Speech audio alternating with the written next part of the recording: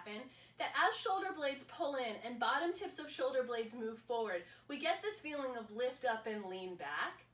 There's so much support that we need from the work in the back of the body here, right? Like really strong back body strengthening that's going to create the lift. Not the same thing as pushing. Put your arms by your sides for a second, like you're about to do a Cobra pose.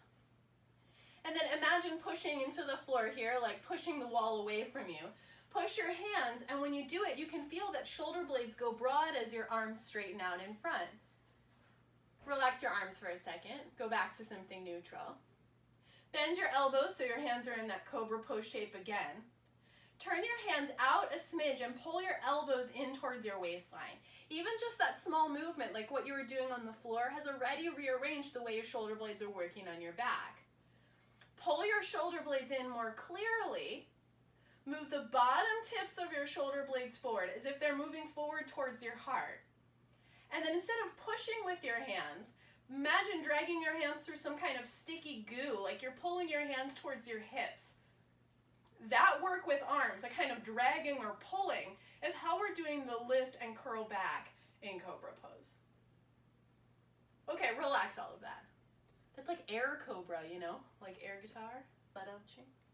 You guys miss my bad jokes in person, don't you? Okay, come belly down, you guys. Let's try this. So place your hands by your waistline. Hands go farther back than you think for Cobra pose. I know a lot of us tend to land with hands like around bust line or under shoulders, but scoot your hands a little farther back. Make sure though that your wrists are still comfortable here. If this is taxing for the bend in your wrist, you can obviously move your arms forward until they're not as taxed. Heel of hand should be down on the floor. Move your hands just a little bit wider, not quite as wide as we do it when we do that wide-armed version. Pull your elbows in towards your sides. Lift your head up in line with your spine, and work to lift the front of your arm bones up away from the floor. As you pull your shoulder blades and upper arms in, you'll feel a kind of stabilizing work of shoulder blades onto upper back. This is a great time to remember the strength and support that we need from legs. Make your legs strong from your hips all the way down to your feet. If you actually found that having knees bent and ankles crossed felt like a better position to support your back, you're welcome to do that with your legs. Or you can keep them stretched out long on the floor. Absolutely activate your butt muscles and reach your tailbone towards your heels. If you decided that this was as high as your Cobra pose went today, I would 100% support that. There might be room for you to lift up a little farther though, not because you're pushing, but because your shoulder blades move forward. You're activating a whole bunch of strength through the back of your body to curl up a little higher. Pull your hands towards your hips to maintain space through the sides of your waistline and length through your low back. One more breath in your pose, yogis. And then release to the floor. Put your arms in an easy place, bend your knees, swing your legs from side to side. That feels really different than when we do that kind of fluid and floaty, wide-armed version of Cobra. Let's try that version and you'll see what I mean. Place your feet down to the floor. Set up on fingertips so now your elbows are propped up high towards the sky. You still need work and strength in your legs.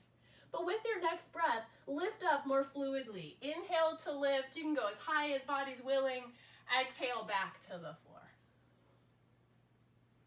There's a different part of your spine that moves there. Did you feel that? You're really relying on low back to do the lifting versus curling through upper back. Let's try that more contained version of Cobra pose once again. Place your hands closer to waistline than to shoulders, wherever they're willing to go. Turn your hands out a smidge and pull your elbows in close to your sides. Lift your head so it's kind of hovering in line with spine, and then squeeze your shoulder blades towards one another on your upper back so that your upper arms lift and start to rotate more externally.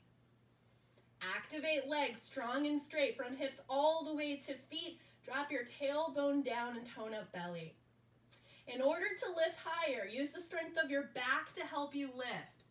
Move your shoulder blades forward as if they're pulling into your spine, forward towards your heart, and then drag your hands towards your hips. Just feeling like you're curling up and back. One more breath in your pose, yogis. And then release to the floor. Easy with your arms. Bend your knees. Give your legs one more swing. Then lower your feet to the floor. Place your hands on the mat. Shift to all fours. And then all the way back to downward facing dog.